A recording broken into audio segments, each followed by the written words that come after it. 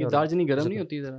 گرم بزرگوں تر کے ہوتی لیے گرم تر ہوتی گرم خشک نہیں ہوتی، گرم بزرگوں تر کے ہوتی لیے گرم تر ہوتی گرم خشک نہیں ہوتی۔ اور پھر بھی اگر زکام یا کچھ چیزیں آ جائیں یا چھینکیں آئیں تو ہماری باڈی کے اندر اعصابی جو طبیعت ہے یا جو مزاج ہے اعصابی وہ بڑھ جاتا ہے، بلکہ میری رطوبات بڑھ گئی، اعصابی رطوبات بڑھ گئی، تو اس کا حل بہترین ہے کہ لونگ دال چینی کا قہوہ بنا کے پئیں، ٹھیک ہو جائیں گے۔ ٹھیک لونگ اور دال چینی کا قہوہ بنائیں، 1-2 ٹہنیاں پودینے کی پتوں سمیت بیچ میں ڈال لیں اور اچھا ہو جائے گا، تو اس کے بعد آپ ٹھیک ہے، پئیں یہ اور دارچینی گرم نہیں ہوتی ذرا؟ گرم بزرگوں تر کے لیے ہوتی گرم خشک نہیں ہوتی۔ اوکے ٹھیک ہو گیا۔ یہی دال چینی جو ہے نا، اس میں دنیا میں سب سے زیادہ ادویاتی خواص پائے جاتے ہیں۔ اسی دال چینی کے اندر ایسی ادویاتی خواص ہیں کہ آپ کے پینکریاس سے لبلبے سے انسولین بننے میں معاونت کرتا ہے، اور ادھر ڈاکٹر کہتا ہے نہیں انسولین لگاؤ، کیونکہ انسولین آپ کے لبلبے سے نہیں بن رہی، اور وہ کہتا ہے بن بھی نہیں سکتی، جبکہ ادھر دال چینی کے اندر اللہ نے ایسے خواص رکھے ہیں۔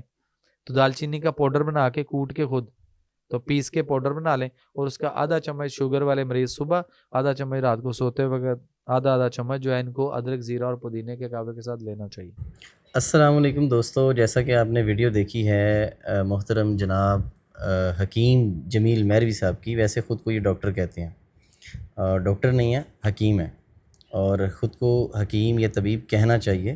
ڈاکٹر ڈاکٹر ہوتا ہے، طبیب یا حکیم جو ہے وہ طبیب یا حکیم ہوتا ہے۔ تو دوسری بات یہ ہے کہ انہوں نے دارچینی کا اس میں مزاج بتایا ہے۔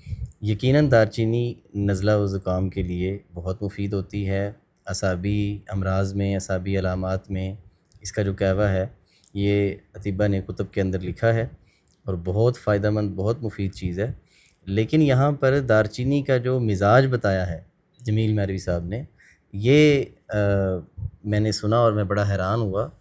اتنے بڑے لیول پر یہ کام کر رہے ہیں، ان کا ویڈیوز کا سلسلہ ہے، اور ان کا کلینک بھی ہے، اور وہاں پر بڑی دور دور سے لوگ آتے ہیں، اور دارچینی کا مزاج وہ ہوسٹ نے ان سے پوچھا ہے تو یہ کہتے ہیں کہ دارچینی جو ہے وہ گرم تر ہو۔ اب سب سے پہلی تو بات یہ ہے کہ آپ لوگوں کو جب چیزوں کا مزاج بتاتے ہیں تو پہلے آپ کو خود کتابوں میں پڑھ لینا چاہیے۔ یہ ایسی کوئی غلطی نہیں ہے۔ انہوں نے پھر الٹا کہا ہے کہ گرم تر ہوتی ہے، گرم خشک نہیں ہوتی۔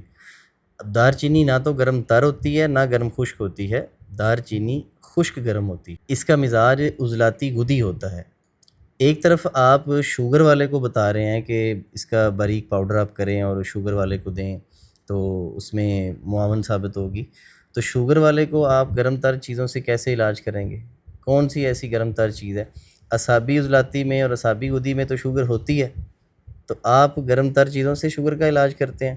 سب سے پہلا تو یہ سوال ہے ان سے۔ اور دارچینی کے حوالے سے میں آپ کو بتاتا چلا جاؤں کہ دارچینی اعصابی امراض پر اگر کام کرتی ہے تو پھر یہ غدی اعصابی یا گرم تر نہیں ہو سکتی۔ تو اس بات کو ہمیشہ یاد رکھیں۔ ویڈیوز میں سوشل میڈیا پر کوئی ڈاکٹر یا کوئی حکیم آپ کو کوئی بھی چیز بتاتا ہے، ہم بھی اگر آپ کو کوئی چیز بتاتے ہیں مطلب ابن طبیب کے پلیٹ فارم سے، تو آپ اس کو ضرور ویریفائی کیا کریں کسی قابل طبیب سے۔ اگر آپ کا طب سے کوئی تعلق ہے تو یقیناً آپ کو کتابوں سے جو ہے وہ ویریفائی کرنا چاہیے۔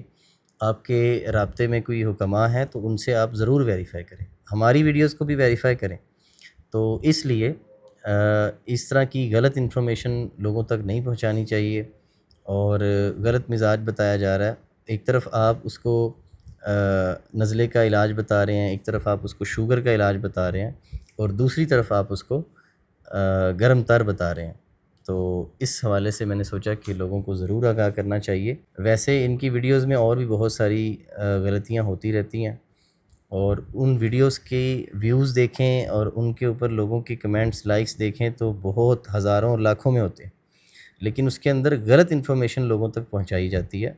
تو اس سے انشاءاللہ آپ کو آگاہ کرتے رہیں گے، اور ویڈیوز کا سلسلہ اسی طرح سے جاری رہے گا۔ اگر ہم ڈاکٹرز کے خلاف بناتے ہیں تو فطری طب پہ یا طب یونانی پہ یا قانون مفرد اعضاء پہ بات کرنے والے لوگوں پر بھی ہم بات کریں گے، جو لوگ غلط انفارمیشن لوگوں تک پہنچاتے ہیں۔